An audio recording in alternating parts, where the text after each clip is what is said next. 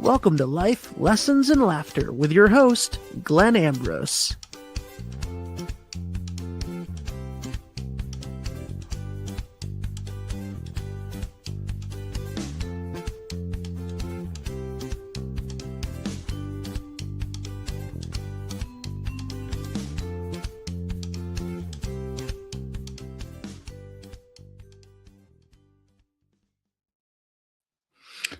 Hey there, people.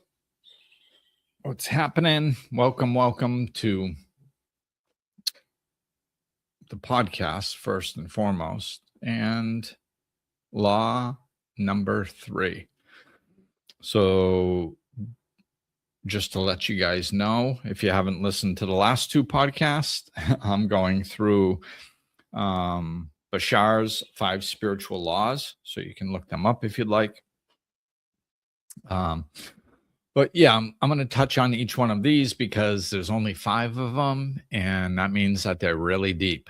If they encompass the entire law system of the universe, and there's only technically 4, maybe in some ways 5 of these things, then they must be pretty profound. They must be pretty broad. So yeah, feel free to go listen to the others. This one is the law of one. All is one. The way it's phrased here is the one is the all, and the all are the one. All consciousness is interconnected and a part of a single unified whole. We are all interchangeable reflections of each other and the universe itself. So what? This is such a broad concept.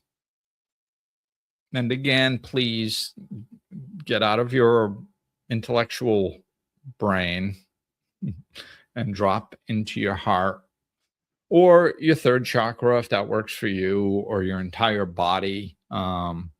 But just using your intellectual brain, you might be able to grasp these concepts to some degree, but they're not really going to do too much because we have to get them on a conceptual level for them to actually start shifting the way we interact with life. They have to go deeper. Intellectual is not enough. So the one is all and the all are one, so the aspects of this are there is but one God. Many people call him by many names, but there is one. There's only one. There's only, and all the religions teach this. It's not, thankfully I think we've got out of the place, not fully, but we've leaned away from this idea that Christianity teaches about one God, and then Buddhism teaches about another, which Buddhism isn't even a religion. It's a way of life, but you can be a Buddhist Christian, which a lot of people don't even understand that. Which harbors resentments. I mean, misunderstanding causes a lot of problems, and if you really study the major religions, all the major religions all teach that there's one God. And the fact that one calls it Allah and one calls it God does not mean they're talking about a different God. They're not in competition with one another. They are not. They're the same teachings of the same God. They're just expressed in a different way. That's all. It's not a coincidence that the Hindu God and the Muslim God and the Christian God all teach the same things. It's because it's the same God. So there is only one God. And something I found interesting when I was studying this stuff is that the not only do all religions, including Hindu, which they're famous for having many gods. No, their religious teachings focus on one central at the top, and then there's a trilogy in each religion too, which the trilogy represents creation, destruction, and movement, basically. So like in Christianity, creation is represented by God, and then destruction is represented by Jesus, because he died. And that's the kind of the a lot of his death is representative of a lot of what he went through, right? So that's destruction of life and transcendence of. So we've got creation, we've got destruction, and then we have the Holy Spirit as representative of life or movement, action, right? So all the major religions have one God and then a trilogy underneath, and then many gods. Like I was saying, Hindu, they're like, oh, the Hindus, so they're blasphemous, they have many gods. No, it's the same thing as angels in Christianity. Like, oh, pray to Archangel Michael to keep you safe. Or pray to this one because it's the traveling, or this one because it's the relationships, or this one, like all the different angels. It's the same thing in Hinduism, with their different gods representing different aspects, so there is but one God. There is but one consciousness, one reality that we are all a part of. So that's coming at this from one direction. The other direction, we can come at it from two directions. That's why, I didn't think of this to just now, but I was trying to give a short title to my podcast, because a lot of them you can't even see what the title's long, you can't even see it and stuff, and blah blah blah. So I always try to give short titles. And the way it's spelt out is, it says the law is the one is the all, and the all are the one. And I'm like, that's too long, so I just put all as one. But now that I'm explaining it, I really see why they said it that way. The one is all. So there is one God, and that's everything. It consists of everything, everyone. That neighbor that you think is a jerk, that's God. Okay, so it encompasses everything. But it also says the all are one. That's coming at it from the other way that I was about to. That means all of us, me and you and that neighbor you don't like, and the people in political office that you don't like or that you do like, and all, and the dog and the tree and everything that exists, that's all one. That's all one. So like, you can come at it from everything in existence is one thing, or you can come at it from the other way that says, well, one thing is everything. It's the same concept. If God is all there is, then there is nothing that isn't God. The first time I came to that conclusion, and I felt it in my body, that was a profound moment for me. It opened me up to a deeper understanding of this concept when I went, okay, because I had contemplated there being one God and God creating everything.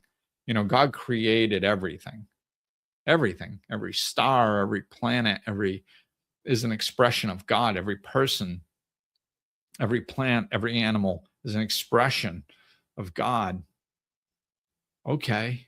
Wow. That's such a broad concept, And I contemplated that for a while. And then all of a sudden it was like, well, if God is all there is, God is all there is. It's just an expression of God. Then that means there is nothing that isn't God. And that deepened my understanding for some reason. It just broadened that concept. It took the foundational, okay. It's funny. I've been talking a lot about not using your brain and using your body intelligence or your eternal intelligence, your soul, which understands all this stuff. Tap into that. That's when you can really grasp these concepts. But I mean, honestly, this concept, I don't fully have it. Like, I don't fully embody it as I interact with life on a daily basis. Still chipping away at it, but there's different levels that we can open up to and get a deeper understanding of what this means.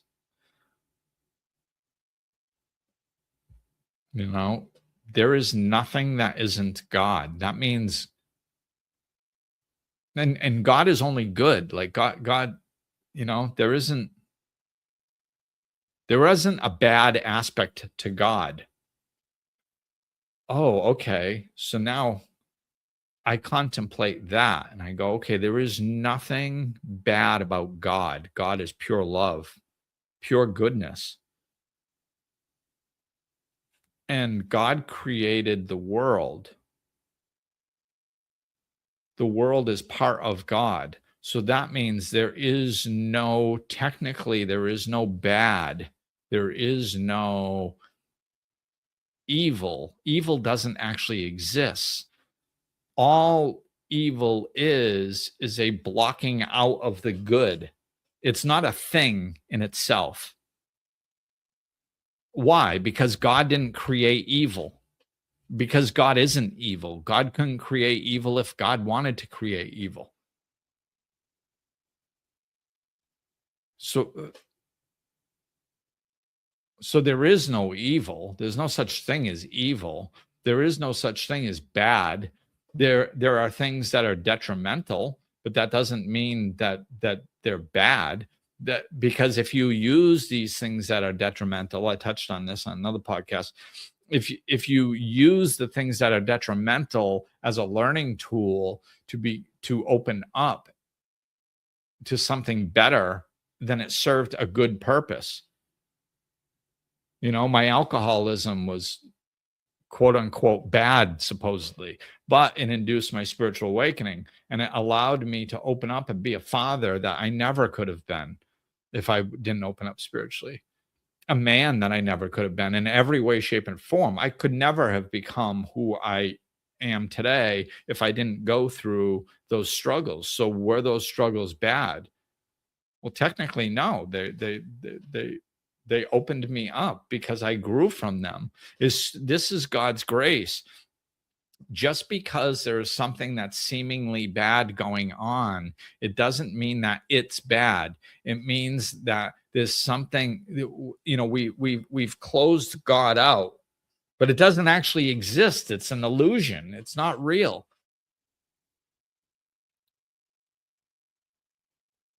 And there's good inside of it. It's got good. It is good if we just open up and choose to use it for that. Like I was saying before, like if war and killing people, oh, that's bad. Well, no, it's not. If we look at it and go, we would not like to live in a world where we kill other people because they disagree with us, or we kill people to acquire their land, or we kill people to acquire more money or more natural resources. We don't want to live in a world like that, because we do now, and we look at it and we we label it as bad, and we don't want to live in a world where there's bad. So we're going to choose something different collectively, and we're going to live in a world where that doesn't happen. Oh my goodness. And then, and then 20 years later, 50 years later, 200 years later, we live in a world where there's no war. And we're like, oh my God, this is so beautiful. We live in a world with no war. How did we get here? Well, through those bad things called war. We learned how to create a new way of being that didn't include that. But what was our motivation for creating this? Well, our motivation for creating the thing that doesn't include the things that we don't like were the things that we don't like. We didn't like them, so we decided to create a reality that didn't include those. We never would have thought to do that if we didn't have them. Right? So there's good within everything. It's just, are we going to are we going to choose the good and use that? Or are we going to stay focused on the illusion that we don't like? Because that's all it is. It's just an illusion. It's just temporary, fleeting. And you can see how all these laws tie into one another. Everything is here and now. We will always exist. So it's like, okay, well, if we start understanding that these world circumstances are temporary and fleeting and they're not real, because nothing real can be threatened, and the only thing that is real is good, is God, and that we are part of it and everything is part of it, then we stop fighting amongst one another. And we start creating this utopian world that we all know is possible and we all want. If on an intellectual level, of course, it's difficult to imagine living in a utopian world because we haven't experienced it yet, right? And our intellectual knowledge is based on everything we've experienced. So yeah, we can, it's difficult to comprehend on an intellectual level, but conceptually, it's not hard. Not if you're opened up to these laws, to the fact that you're eternal and immortal and everything is, we are consciousness. Everything happens in the present moment. The one is all and all are one. Like once we start living from these things, we start bringing them into this reality and they start becoming more real. Well, they already are eternally real. So no, they don't become more real. They just start becoming real inside this temporary reality.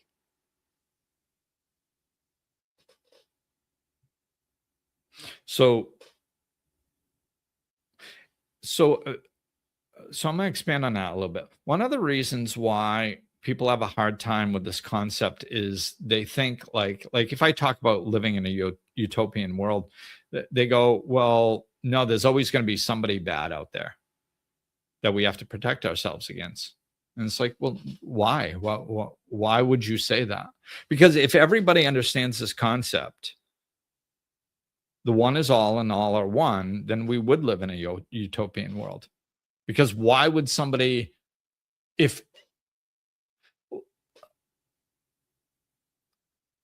I would not take a hammer and smash my finger because I was mad at it or something. Like I wouldn't do that. Why? Well, there's one main reason, and that's because it's part of me.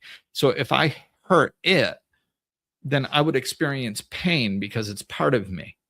So why would I want to hurt myself? That goes against our nature to try to hurt ourselves.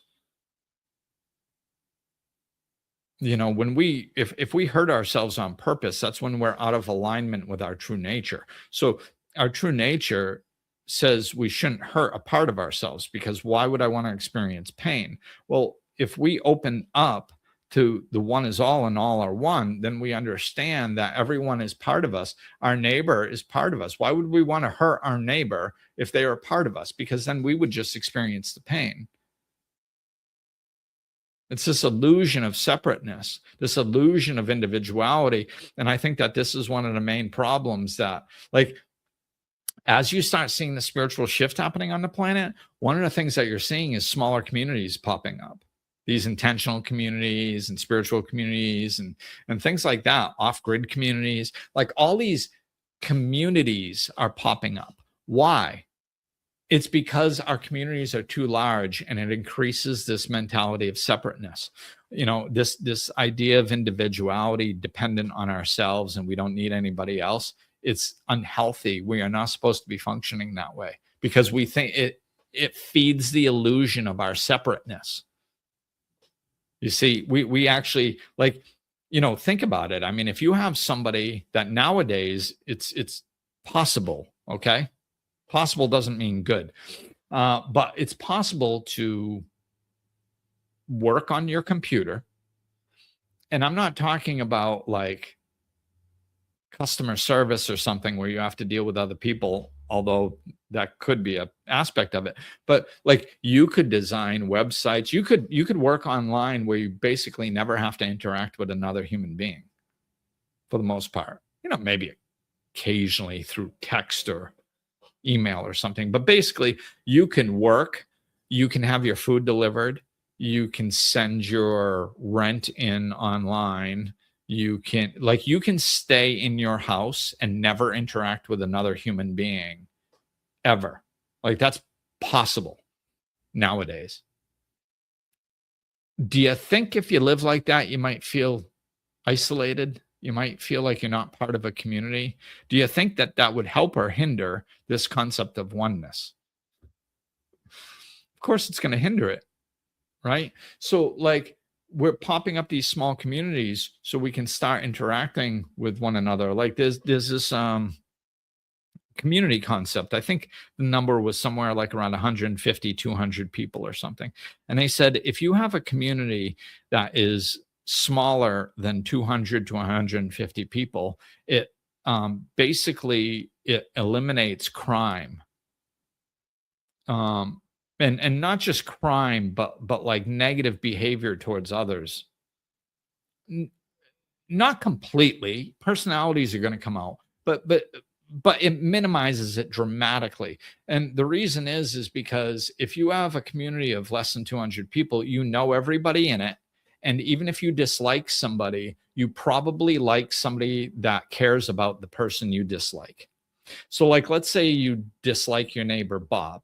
Okay, you dislike Bob, but Bob's got 2 kids, and and his kids play with your kids. So you don't want to hurt Bob, because then his kids are going to get affected, and then your kids are going to get affected, and then you're going to get affected. So you just act nice to Bob, even though you don't really like him, just to keep the peace, right?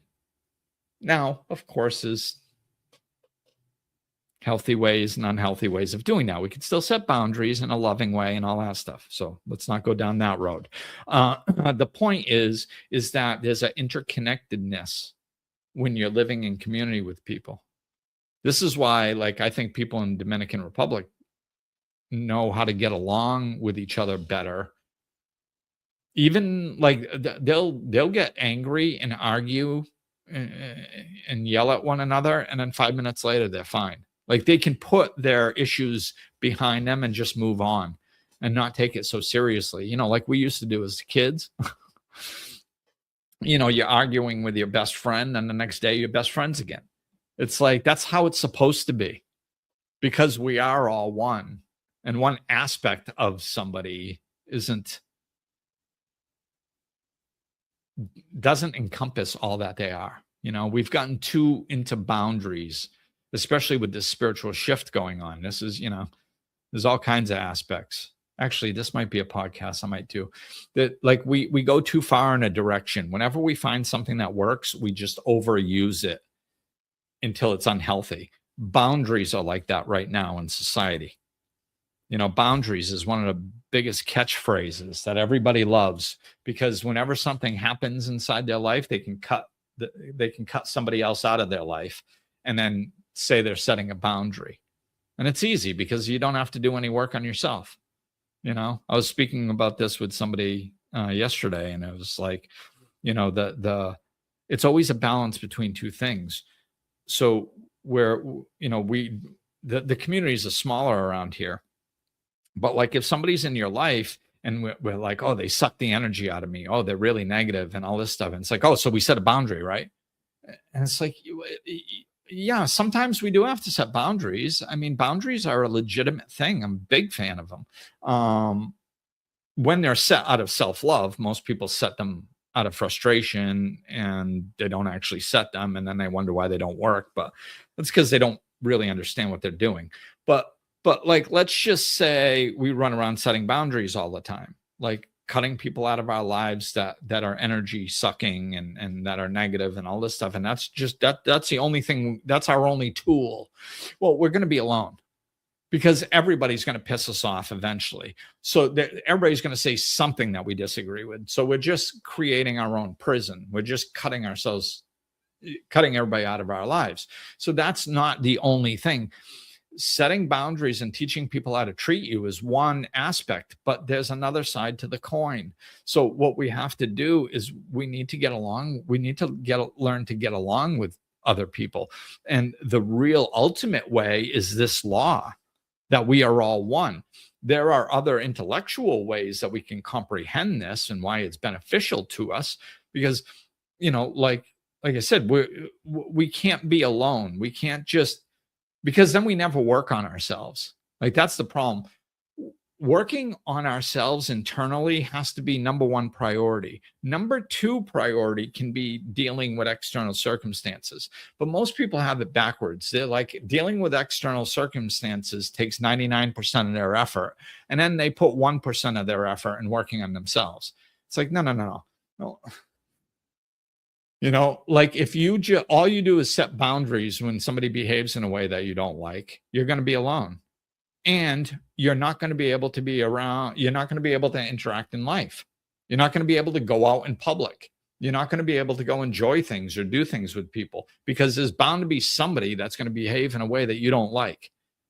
So then you have to get away from them. You need to cut them out of your life. No, just like learn to not let crap bother you. How about that? How about the fact that somebody is acting in a way that you don't really care, or saying something you don't care for, or saying something in a way that you disagree with? You allow them to have their opinion and you don't take it on. Just because you're around somebody negative doesn't mean you have to allow them to suck your energy out. We have to be more responsible for our own energy. And just if somebody is sucking, then just hold you don't have to engage with them. Like, you have to be engaged with somebody for them to pull energy out of you. Somebody walking up and going, doesn't life suck? That does not suck the energy out of you. That does. If somebody walks up and says, doesn't life suck? And you're like, oh, I can't stand now. And I feel weak and tired because they said something negative. Like, you're not in control of your own energy. Like we have to be in control of ourselves to some degree, right? It's a balance between the two. Learn to take care of yourself. Learn to not take on every negative thing that somebody says. Learn to let other people have their own opinions. This is, honestly, I think that's even a bigger part of what we need to work on, because it's self-work than the external setting boundaries. And even the setting boundaries, we need to do it for us. We don't do it against them. Like I was saying earlier, people set boundaries wrong because they set them out of frustration. So people running around setting boundaries going, oh, they're negative, they're bad, I'm cutting them out of my life. That's horrible. Like, you are not going to grow doing that. All you're going to learn is because you're doing it out of frustration. You're experiencing frustration. That person has control over how you feel. So you have no control over yourself. You're experiencing frustration. There's no peace in that direction. However, setting a boundary out of self-love and going, okay, I love myself. This behavior is consistently negative. And I've given them, I don't take it on seriously. I don't let them affect me, but it's also repetitive and consistent. And it's just not really somebody that feeds my soul. I just don't grow when I'm around them. I'm spending all my energy making sure that they don't zap my energy. And I don't need to be doing that all the time. I just want to live my life and have people that are pleasant and joyful around me. So now I'm going to set a boundary with this person out of self love, not because they're bad, because you're love and you're just trying to live in more love and have more love around you. That's night and day. If you don't understand the difference, please learn the difference because that is night and day. One is feeding negativity and then nothing good happens. One is love and everything good happens, right? So back to wrap up the concept of oneness. We are one. When we start understanding that we are one with everything, we stop abusing it because it's an extension of ourselves. We stop abusing the planet. We stop abusing our neighbor. We stop abusing everything, taking things for granted, saying things flippantly. Like because they're an expression of God. And so are we. And we're all in this together. So it's the two ways to come at it. Either, you come at it where everything is all one and we are interconnected with it. There's a collective energy. We have an energy field, but there's a collective energy field on Earth, and there's collective energy fields in smaller communities and stuff like that. So like our energy actually impacts those things. That's one of the beautiful things that's happening on the earth right now is so many people are leaning into this self-work and this spiritual philosophies and opening up to a connection to a greater a power greater than themselves and all this beautiful stuff that's happening all over the world, that it's lightening the atmosphere and it's making the atmosphere more conducive to spiritual shifts and spiritual awakenings and understanding these concepts. Why? Because the collective energy is more spiritual. It's lighter. It's not as dense. So now we can open up to these concepts when we're presented with them easier. Not necessarily easy. Sometimes they are, sometimes they're not. But it's that collective. So we're all in this together. No one here gets out alive. So once you understand that, there's no reason, like I was kind of saying earlier, there's no reason to do anything negative. There's no reason to harm another. There's no reason to steal from another. There's no reason to do anything harmful to another because we would just be doing it to ourselves, which we are, So like this is kind of starts bleeding into the law of karma because like everything you do, you're just doing to yourself because we're all one. So whatever you put out, you get back because you're putting it out, you're doing it. So of course you're going to get it back. Oh, no, I did that to somebody else. And then something bad happened in my life. I did something bad to them over there, and then something else bad happened in my life, or I'm just not happy. Well, maybe you can't draw a line to you doing something bad to that person and then you being unhappy on this particular day, but there is one. It's just energy. It doesn't look the same all the time. This is why, to me, it's one of the things. It's like, hey, if you don't understand how this stuff works and you don't, that's fine. Just do it because your life enhances. That's like if you want to do it for selfish reasons in the beginning, that's fine. You can open up to this stuff later. But like, you can't feel good inside and experience self-love and joy and bliss and peace when you're out hurting other people.